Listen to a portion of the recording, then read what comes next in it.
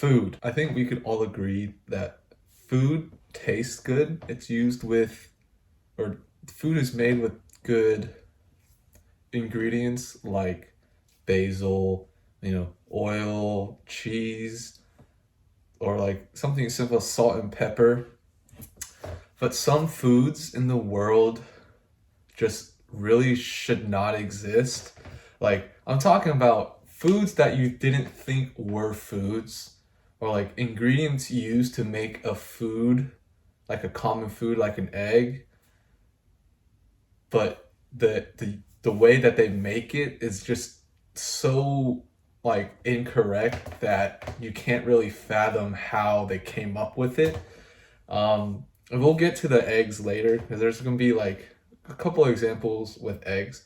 So that's about it. Long-winded intro over. Let's go ahead and talk about the first food that I have on the list. Kazu marzu. This one's gotten like a lot of popularity, and quite frankly, I think it's kind of just why does it even exist? Like who thought of taking like making a okay, so this is how Kaizu Marzu is made.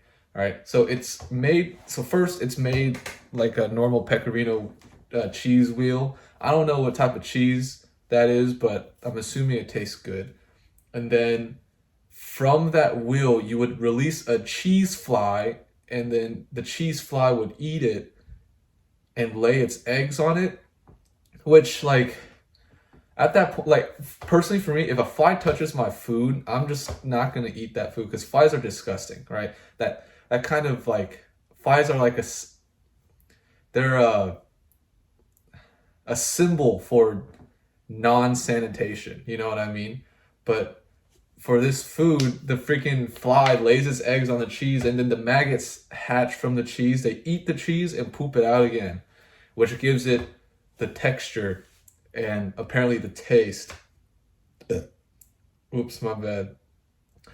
But it's like people describe the taste as like creamy and spicy, which like I understand the creamy part you eat and shit it out, but like the spicy part is where it throws me off. Like, why would you eat a spicy cheese? And then the even more disturbing part is that like the maggots are living, and some people just refuse to brush off the maggots while they eat the cheese. I'm like, when I read about that, I was just like, dude, I understand if you eat the maggots like when they're dead, but when they're living, it's like a gusher, a cheese gusher. It's just so, it's so disgusting. So I'm gonna put Kazu Marzu probably like, I think I'm gonna put it at B tier. I don't think I'm gonna be eating that. I'll try it. I'll try it, but would I eat it over and over again? Probably not. Yeah. Balut. Balut, I've heard of balut from a Matthew Santoro video of disgusting foods. Um, Back in like 2015 or 14. And it's a developing duck embryo that's like okay, hold on. So the duck or chicken is developing in the egg. So they take it, boil it. So you're eating not only like the yolk, but you're also eating the embryo. And it's so like, why? Like who thought of like the genius that thought of cooking it that way must have been like, dude, what if we just take like a baby chicken and then just like cook it with the egg? And then they did like, what if we don't even let the chicken or duck develop properly, just boil the egg? That saves so much time. Like, dude, I like, oh my, no. And I've had it before because when I went to China over the summer, it was one of the menu options at a restaurant I was at in Nanjing, and it was so disgusting that I almost threw up. Like the texture of the embryo. Like first of all, the embryo didn't look like an embryo. It looked straight up like a freaking booger. And then the texture was like a booger, but softer. I think it was like how I would describe the texture would be like a brain, which we'll get to that later. So it's like mush, and it's so bad. And then the yolk was so hard, so like there's like a clash of texture in the egg, and it's like not good. I'm also putting that at B tier. Tarantulas. I, I don't like spiders. I wouldn't say I have a phobia of spiders, but looking at the photos of like deep fried tarantulas and like higher, like fancier levels of tarantulas while doing research for this video just made me like it touched my soul in like the worst way possible. It's so uncanny that something you expect to move just doesn't, and it sits on a plate. Like you don't expect any bug, like at least in the Western world, you don't expect any bug to be on a plate, especially not like a arachnid. So it really made me uncomfortable. Um, Now, when I did research for this,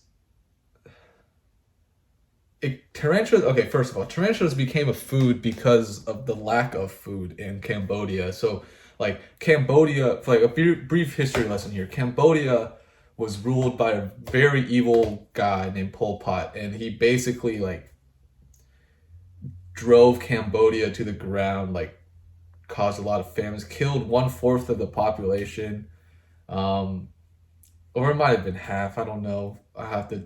You can fact check me on that. But he killed a lot of people, and there weren't a lot of food, so the people surviving had to like scavenge for food, not scavenge, but like hunt for their own food, and that's where tarantulas became a thing. They would hunt tarantulas and then they would deep fry it, and then it caught on because apparently it's good.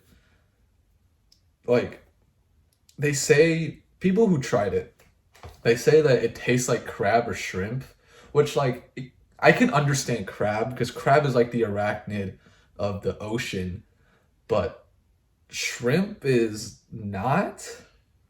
But I guess they're both anyway. The body like there apparently there's also like a little bit of white meat in the body, and I guess that's where most of the flavor comes, and like the legs are just crunchy.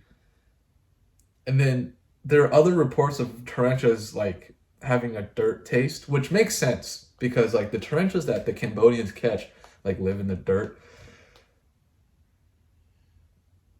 But would I eat it? I mean, yeah, I would. I would eat it. I would eat it. I think I'll put this in C tier. I'll put the tarantulas in C tier because I don't think I would be upset at trying it. I'll just have to close my eyes before I eat it. And plus, like I've tried a bunch of other bugs before overseas, and they weren't bad. So I'm assuming that like the the tarantula wouldn't be that bad for me. Durian pizza. Now, you might be wondering what the frick is a durian? Okay, durian is a fruit, and it's the smelliest fruit in the world. Some say it's the smelliest fruit in the world. Other people can't taste or like can't stand the taste. Other people love the taste. I love the taste personally. The best way I could describe durian pizza is it's pineapple on pizza, but creamier and sweeter and smellier. Cause like durian has like a hint of garlicky smell to it. So like obviously when you cook it, there's gonna be like some garlicky smell to it. I've actually had durian pizza before, and I'm gonna be honest, it's not the greatest. I don't know why people decided to make durian pizza a thing. I think if if Italians went to China, saw durian pizza, they would like literally like faint because it's such a in the pizza world. It's such a like a disgrace to humanity. It's so bad. But like comparing to the other foods here, it's not the it's not too bad. So I'll put it in D tier. Indian street food. Now, yeah, technically Indian street food isn't really a food, like a specific food, but the reason why I put it on here is because like it's I've seen so many like videos of people, like Indian street vendors just like not using the proper sanitation. Like they're sticking their whole hand in the pot, like up to their elbow. And then there's like this one guy, I mean, bless his soul, right? It's not his fault. He doesn't have his left arm, right? So he would hold like the bread underneath his armpit. Like, dude, if you're gonna do that, at least clean your armpit before you do that. Or just shave the hair. Like he had the hairiest armpits and he just put the bread there. I'm like, I'm not gonna eat that. If I find a hair in the food, just in general, like I'm not like I remember I went to a restaurant and then freaking I found hair. I found hair in my food. And I was just like, dude, I'm not gonna eat that. You know what I mean? And then like so many fast foods have like hair in the food. I'm like, you guys have hair like you guys have hair nets for this. You have beard nets for this. Like it, I'm not gonna eat your DNA. Why would I eat your DNA? But yeah, so like Indian street food is just not. It's so unsanitary. I'm sure like it's like a select few, but like, dude, no, I'm putting it. I'm putting it in C tier for that. I think I'm gonna move. I'm gonna move Balut to A tier. Balut is not good, but compared to Indian street food, like Indian street food compared to Balut is not as bad. So I'm putting Balut in A tier, and I'm moving it up to A tier, and then I'm putting Indian street food in C tier. Rocky Mountain oysters. They're not oysters. Like, oh wait, there are lakes in the Rockies. I'm sure there are lakes in the Rocky Mountains, but like why do you call them Rocky Mountain oysters when they're not oysters? Like if you can't tell from the picture, they're bull testicles. Like I feel like we skipped a few steps between oyster and testicle. The testicles are not oysters. I don't know how you got the name oyster, Rocky Mountain oysters from it. It kind of blows my mind. Like the person, like, can you imagine like the first person, right? He was like, oh man, my bull just died. Well, I mean, we could cut up the meat, but it's gonna be tough. What else can we cut up? And then this one guy just like raises his hand and like, oh, I know what we could do. Let's eat the balls. And then everyone just claps on their hand and like, good idea, good idea. Freaking, I, I feel like eating balls in the first place is just not. No, I wouldn't do that. The people who had it before said that it's it tastes like calamari.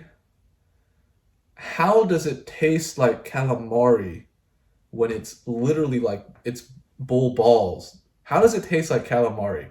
And then it's like such a huge local hit too that there's a festival in Montana called the Testy Festy Festival. Like, dude, like, can you? Okay, I've never been to Montana and I've never been to the festival. How like what would the festival be like? You're like oh, there's a bull, the history of eating bull nuts, and then you go to like a stand and then they're like slicing up the balls, and then freaking they deep fry it, and then you're like, oh, I can't wait to dig in some bull balls. Nah, dude, that's not like, bro, like you've really got to be down bad to eat balls in more than one way. And I'm not gonna I'm not gonna lie though. I feel like bull balls C tier. C tier. I think it perfectly aligns with like eating tarantulas because like that there's no way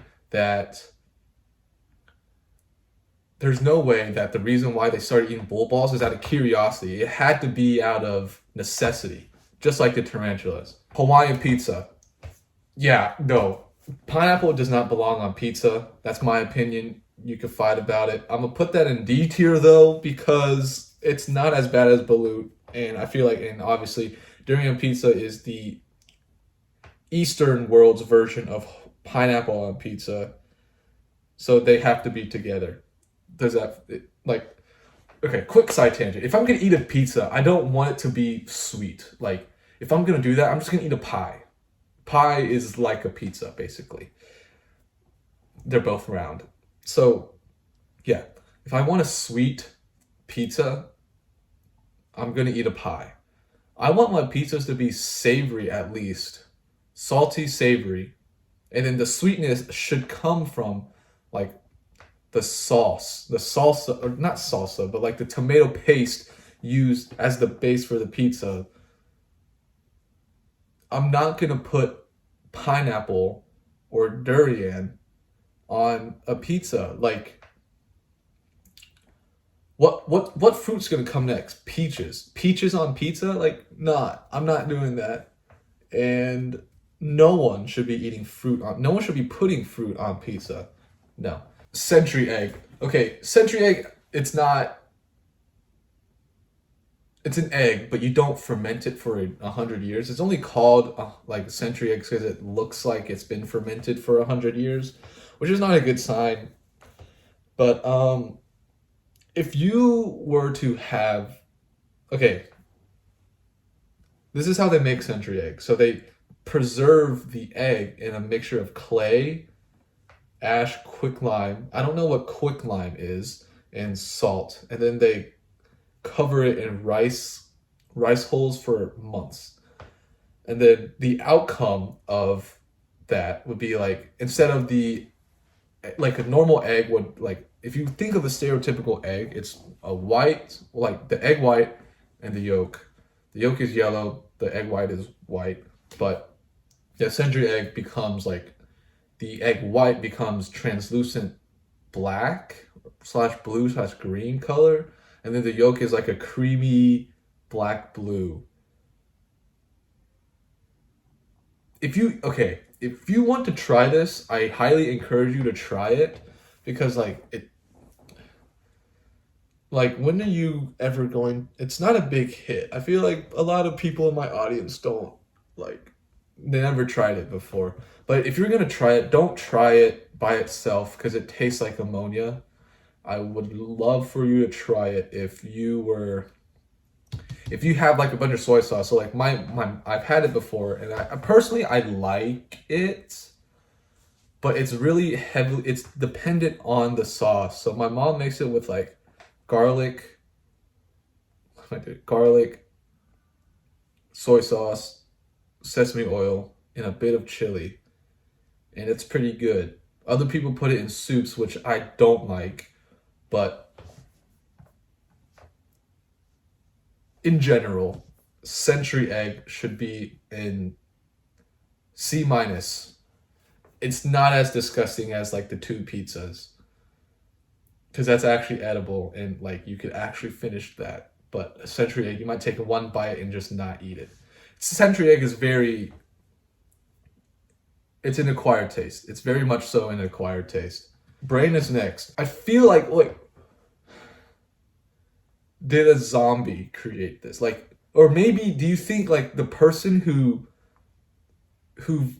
said let's eat the brain wasn't inspired off of zombie movies? Like, you have to be out of your mind to eat some other animal's mind. You know what I mean?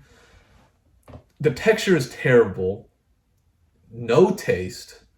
Because how can you season a brain? It's like Me, okay, personally, me, look, this is side tangent. I hate the sight of blood and everything, like broken bones, like everything. Like you described, like an injury to me, like I'm gonna like get nauseous, gag, whatever.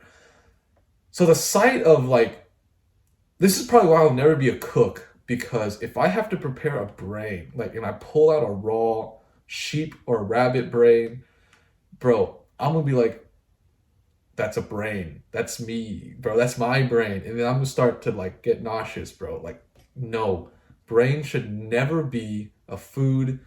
I don't know why it is a food. It's so mushy, no taste. Just if you're gonna eat an animal, put the brain aside. Like, don't even B tier. British food. Now, okay, British food is just I mean, it's in British tier. It like, dude. Okay, I have a lot of issues with British food. Okay, I'm okay with fish and chips. Fish and chips is fine. Beans on toast is depends heavily on the toast. But like I've heard that like British people just use like a plain bread and then put beans on it. Like, dude, what are you doing? Dude, that's not a food. That's not a food. That's so bad. And then like I've jellied eels. No. Why would you cook an eel,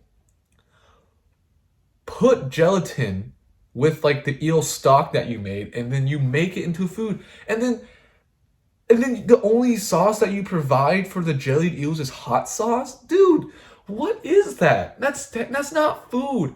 No, man. That's not food. British people don't like jellied eels. And apparently it's like it's such a huge like it's a traditional food. Like like Britain, you conquered the world for spices, and yet the only spices you could put in your food is salt and pepper. Like, what's the point of going to India? India is like the king of spice. Why can't you put like something in your food to make it taste good? Okay, pie and mash? Nah, dude. Like, I'm okay with the mash. Mash is just mashed potatoes. But then you don't, maybe it's just my southern part coming out of me, but like, no gravy, you put like a parsley sauce? You ruined the potato. You grew the potato. Freaking no! I'm pretty sure that's how the Ohio potato famine came about because people were saying like, "Oh, we have these potatoes, but all we're doing is just turn it into pie or turn it into mashed and parsley sauce, bro." Like, dude, if you made it into like French fries or chips, you guys call freaking, that'd be so much better. And then you don't even make your chips right, bro. Like, you just fry it once, like, and it looks like you put no salt on your fries, like. Then what's the point, bro? Fry it. You have to fry it, like properly fry it. Make sure it's crunchy, and you sprinkle salt on that. It's not that hard, Britain, to make good food. You've conquered the world for all of those spices, and yet you can't put any spice in your food.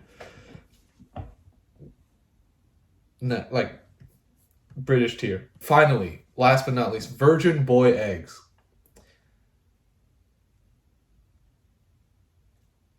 I don't know where the idea of this came about. Like, China has some weird food. Like, trust me, I've been to China a lot. But I've never heard of this. And usually I would love to try all of the weird foods, but I don't think I would try this one.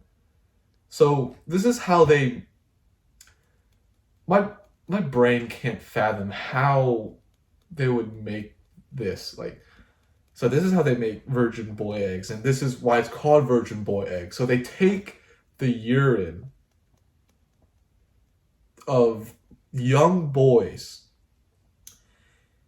and they would put the eggs in the urine. I'm tearing up as I say this. And then they would preserve the eggs and then boil it. And then they sell it as a street food. Like, dude, how you first of all, they s- they used urine to preserve the eggs first. Who was this madman that thought of this in China? Like, oh no, our food's going bad. You know what we should do? Use young boys' pee to preserve the food.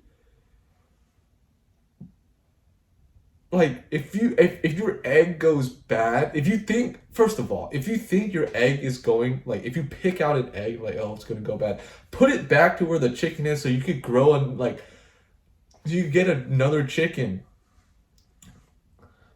Like, how you I'm so lost for words because my brain can't really wrap around the idea of like gathering kids' urine and using that to preserve eggs, especially boys' urine. Like, do they do they just take like kids and tell them like, all right, there are buckets, 5 kids to a bucket, go ahead and do your thing, or do they like take the urine from like their toilet? So like they would use buckets as a toilet, and then they would take the urine and like you know do all that. Like I don't know what they would do for that, and it quite frankly it scares me thinking about it. So I'm not gonna think about it anymore. I'm putting this on the level of British food. Um, I think I think I'm gonna put uh durian pizza, both pizzas intolerable. I think because like I could tolerate it. I've had both and they're not good, but compared to these, they're not as bad. And I think I'm gonna put Century Egg in D tier because I've actually had it before and I actually quite like it. Okay, never mind. I'm putting Century Egg in tolerable, and then I'm putting Hawaiian pizza at D tier. I don't like Hawaiian pizza. It no, it like I don't know why Hawaiian pizza is such a big deal. Like everyone's like, oh, you gotta get Hawaiian pizza, get pepperoni and then Hawaiian. Like, no, dude, it's not even Hawaiian pizza, bro. It's just pineapple on pizza. What the heck are you? Why'd you call it Hawaiian pizza? Anyway, but that's the final tier list. I am gonna go and not eat dinner or lunch. I'm just not gonna eat for a while. But if you like this video, please like, comment, and subscribe. I'm trying to please, please, so I could like scrub all of this out of my memory, especially the freaking virgin boy eggs.